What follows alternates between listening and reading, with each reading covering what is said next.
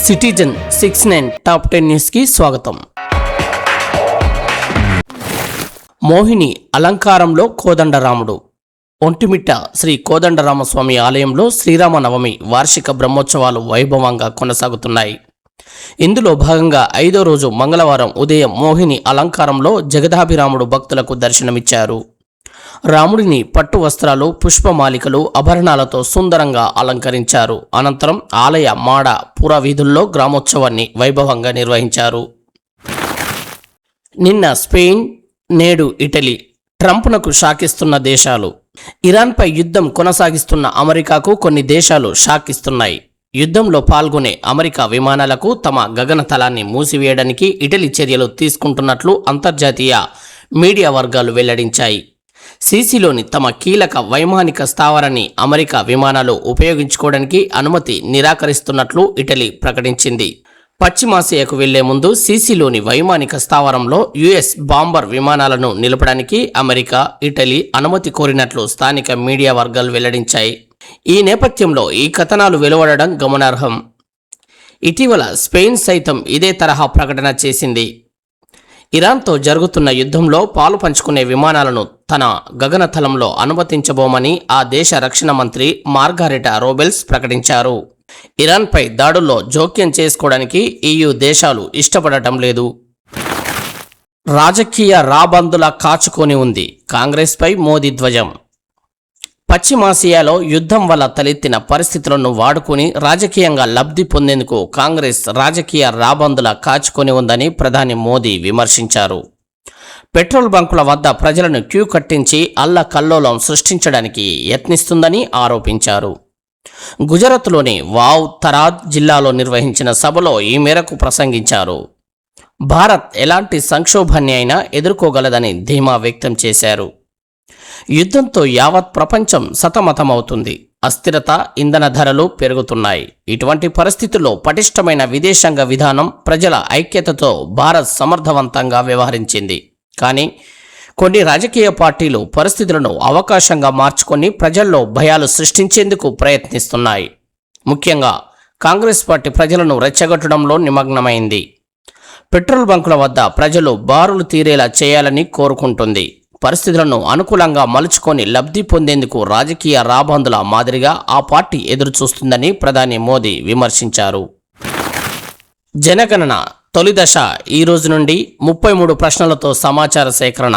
జనగణన మహాయజ్ఞంలో తొలి భాగమైన గృహగణన బుధవారం దేశవ్యాప్తంగా ప్రారంభం కానుంది.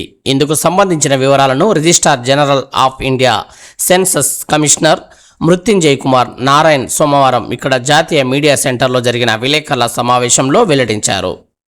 దేశ చరిత్రలో 1872లో మొదలైన తొలి జనగణనతో కలుపుకుంటే ఇప్పుడు చేపట్టబోయేది 16వది. స్వతంత్ర భారతదేశంలో 8వది. తొలిసారి డిజిటల్ రూపంలో వివరాలు సేకరిస్తున్నారు. జనగణనలో భాగంగా సేకరించే వ్యక్తిగత డేటాను గోప్యంగా ఉంచుతారు. ఏ ప్రభుత్వేతర సంస్థతోనూ కేంద్రం పంచుకోదు. కాబట్టి వాటి ఆధారంగా విచారణలు, దర్యాప్తులు చేపట్టడానికి అనుమతి ఉండదు. ఈ వివరాలను సమాచార హక్కు చట్టం RTI కింద కూడా ఇవ్వరు. న్యాయస్థానాల్లో సాక్ష్యాలుగా వినియోగించడానికి వీల్లేదు. తొలి దశలో గృహగణన కార్యక్రమం ఏప్రిల్ 1 నుంచి సెప్టెంబర్ 30 వరకు దేశంలోని అన్ని రాష్ట్రాలు, కేంద్రపాలిత ప్రాంతాల్లో స్థానికంగా ప్రకటించిన తేదీల వారీగా నెల రోజుల పాటు జరుగుతుంది. ఇందులో 33 ప్రశ్నల ఆధారంగా ప్రజల ఇండ్ల స్థితిగతులు, ఇంట్లోని వారి పరిస్థితులు, వారికి అందుబాటులో ఉన్న సౌకర్యాలు, చరాస్తుల వివరాలు అడిగి నమోదు చేస్తారు. పౌరులు చెప్పిన వివరాలను ఎన్యూమరేటర్లు యథాతథంగా నమోదు చేసుకుంటారు. గృహగణన కార్యక్రమం ఆంధ్రప్రదేశ్లో మే 1 నుంచి 30 వరకు, తెలంగాణలో అదే నెల 11 నుంచి జూన్ 9 వరకు జరుగుతుంది. దీనికి 15 రోజుల ముందు నుంచి సెల్ఫ్ ఎన్యూమరేటర్ పోర్టల్లో ప్రజలు తమ గృహ సంబంధ వివరాలను స్వయంగా నమోదు చేయొచ్చు. భారత ప్రభుత్వం ఆధ్వర్యంలోని సీడాక్ అభివృద్ధి చేసిన మొబైల్ యాప్ ద్వారా మొత్తం 16 భారతీయ భాషల్లో వివరాల నమోదు కార్యక్రమం జరుగుతుంది. త్వరలో తుళ్లూరులో క్యాన్సర్ ఆసుపత్రి నిర్మాణం. బాలకృష్ణ వెల్లడి. క్యాన్సర్ చికిత్స అందరికీ అందుబాటులో ఉంచాలనేదే తమ లక్ష్యమని Basava Tarakam Indo American cancer ఆసుపత్రి చైర్మన్ ఎమ్మెల్యే నందమూరి బాలకృష్ణ అన్నారు. ఆసుపత్రిలో అడ్వాన్స్డ్ అల్ట్రాసౌండ్ సహా పలు పరికరాలు, అంబులెన్స్ను ఆయన ప్రారంభించారు. ఈ సందర్భంగా బాలకృష్ణ మాట్లాడుతూ బీడీఎల్ సిఎస్ఆర్ కార్యక్రమంలో భాగంగా అల్ట్రాసౌండ్ స్కానింగ్ యంత్రాన్ని ఆసుపత్రికి విరాళంగా ఇచ్చారు. ఏఐ సాంకేతికత కలిగిన యంత్రం ఇది. తక్కువ సమయంలోనే స్కానింగ్ చేసి ఖచ్చితత్వంతో కూడిన ఫలితాలను అందిస్తుంది. దాతల సహకారంతో ఆసుపత్రిలో పేదలకు మెరుగైన సేవలు అందించగలుగుతున్నాం. ఏపీ, తెలంగాణ ప్రభుత్వాలు, పారిశ్రామికవేత్తలు, దాతల సహకారంతో ఆసుపత్రి ఈ స్థాయికి చేరింది. త్వరలో దీన్ని విస్తరిస్తాం. ఏపీ రాజధాని పరిధి తుళ్లూరులో మరో వారం రోజుల్లో ఆసుపత్రి నిర్మాణం ప్రారంభిస్తామని బాలకృష్ణ తెలిపారు. మూసి పునరుజ్జీవ ప్రాజెక్టుపై ప్రజల అభిప్రాయాల సేకరణ. మూసి పునరుజ్జీవంపై ప్రజల అభిప్రాయాలు స్వీకరించాలని కేబినెట్ సబ్ కమిటీ నిర్ణయించింది. నేటి నుంచి ఏప్రిల్ 15 వరకు సలహాలు స్వీకరించాలని ఉప ముఖ్యమంత్రి బట్టి విక్రమార్క, మంత్రి పొన్నంతో కూడిన కమిటీ నిర్ణయించింది. మూసి rrdc@gmail.comకు అభిప్రాయాలు పంపాలని కేబినెట్ సబ్ కమిటీ కోరింది. పసుపు రైతులకు అండగా ప్రభుత్వం, మంత్రి తుమ్మల వెల్లడి. పసుపు రైతులకు ప్రభుత్వం పూర్తిగా అండగా ఉంటుందని మంత్రి తుమ్మల నాగేశ్వరరావు అన్నారు. తేమ కలిగిన పసుపును కోతలు లేకుండా కొనుగోలు చేస్తామన్నారు. మంగళవారం ఆయన మీడియాతో మాట్లాడుతూ తేమ శాతం పేరుతో రైతులను ఇబ్బందులకు గురిచేయొద్దన్నారు. రైతులను ఇబ్బంది పెడితే మార్కెట్ అధికారులపై కఠిన చర్యలు తీసుకుంటామని హెచ్చరించారు. నిజామాబాద్ మార్కెట్కు పసుపు భారీగా వస్తుంది. 1500 టార్పాలిన్ల పంపిణీ కోసం బిడ్డింగ్ పూర్తి చేశాం. పసుపు కొనుగోళ్లు వేగంగా చేపట్టాలని అధికారులను ఆదేశించాం.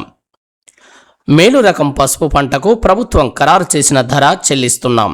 ఇక రైతులకు చెల్లింపులు సక్రమంగా జరగాలని అధికారులకు ఆదేశాలు జారీ చేశామని తుమ్మల పేర్కొన్నారు.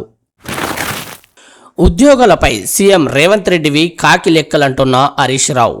6 గ్యారంటీలను అమలు చేస్తామంటూ రాష్ట్ర ప్రజలను కాంగ్రెస్ ప్రభుత్వం మోసం చేసిందని మాజీ మంత్రి హరీష్ రావు అన్నారు. రాష్ట్ర బడ్జెట్ డొల్లా అని, అందుకే దానికి సంబంధించిన పత్రాలను చించివేశామని చెప్పారు. హైదరాబాద్లో నిర్వహించిన మీడియా సమావేశంలో ఆయన మాట్లాడారు. తెలంగాణ ప్రజల గొంతుకగా బీఆర్ఎస్ వ్యవహరిస్తుంది. 100 రోజుల్లో 6 గ్యారంటీలు అమలు చేస్తామన్నారు. 1 కోటి మంది మహిళలకు ప్రతి నెల 2500 రూపాయలు ఇస్తామని చెప్పారు. ప్రభుత్వ మోసాన్ని తెలిపేందుకు చెవిలో పూలు పెట్టుకొని నిరసన తెలిపాం.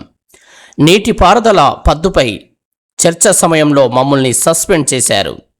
కాంగ్రెస్ ప్రభుత్వం వచ్చాక ఇచ్చిన నోటిఫికేషన్లు ఉద్యోగులపై నిలదీశాం. 16,000 ఉద్యోగాలు ఇచ్చినట్లు సభలో ప్రభుత్వమే చెప్పింది.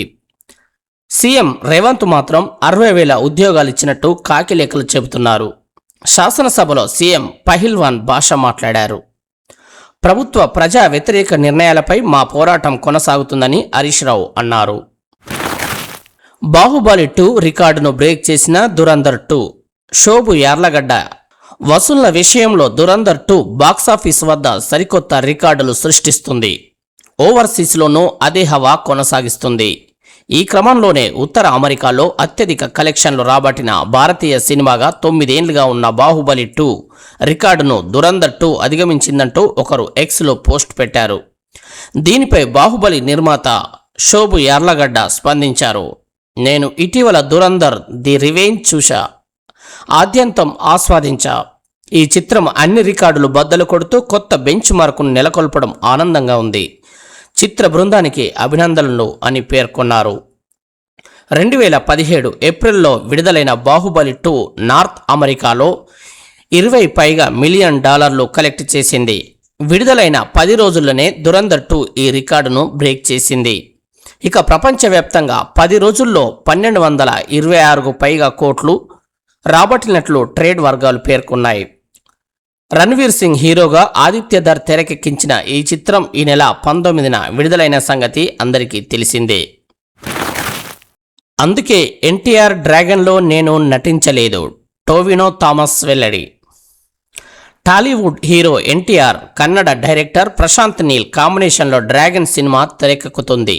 ఇందులో ఓ పాత్ర కోసం మలయాళ నటుడు టోవినో థామస్ని చిత్ర బృందం ఎంపిక చేయనున్నట్లు ఇటీవల వార్తలొచ్చిన సంగతి తెలిసిందే. వీటిపై టోవినో స్పందించారు. తన కొత్త సినిమా పల్లి చెట్టంబి ప్రమోషన్లో భాగంగా మంగళవారం నిర్వహించిన ప్రెస్ మీట్లో క్లారిటీ ఇచ్చారు. మలయంలో వేరే సినిమాలు చేస్తుండడంతో డేట్స్ సర్దుబాటు కాక డ్రాగన్లో నటించట్లేదని తెలిపారు. తెలుగు సినిమాల్లో నటించాలని ఎప్పటినుంచో అనుకుంటున్నా మలయాళంలో వర్కింగ్ కల్చర్ టాలీవుడ్కు భిన్నంగా ఉంటుంది. తక్కువ సమయంలోనే షూటింగ్ పూర్తి చేస్తాం. తెలుగు చిత్రాల షూటింగ్ షెడ్యూల్స్ ఎక్కువగా ఉంటాయి. పైగా ఒకేసారి 2-3 చిత్రాల్లో నటించడం నాకు ఇష్టం ఉండదు. ఒక సినిమా పూర్తయ్యాకే మరో సినిమా చేస్తుంటా. ఒకవేళ నేను టాలీవుడ్లో ఒక పెద్ద సినిమాలో నటిస్తే నేను అంగీకరించిన 3-4 మలయాళ చిత్రాలపై ప్రభావం పడుతుంది. అందుకే తెలుగు సినిమాల్లో నటించలేకపోతున్నానని వివరించారు. 15 ఏళ్ల కెరీర్లోనే 55కు పైగా సినిమాల్లో నటించడం గురించి చెబుతూ కెరీర్ తొలినాళ్లలో ఇతర హీరోల సినిమాల్లో చిన్న పాత్రలు పోషించేవాడిని. 2014లో లీడ్ రోల్ చేసిన మూవీ విడుదలైంది. ఆ తర్వాత కూడా క్యారెక్టర్ ఆర్టిస్ట్గా విలన్గా నటిస్తూనే ఉన్నా. ఒకవేళ హీరోగానే చేయాలని ఫిక్స్ అయి ఉంటే ఇన్ని సినిమాలు వచ్చి ఉండేవి కాదు కదా అన్నారు. డిజో జోస్ ఆంటోనీ దర్శకత్వం వహించిన పల్లి చట్టంబి ఏప్రిల్ 10న తెలుగులోనూ విడుదల కానుంది.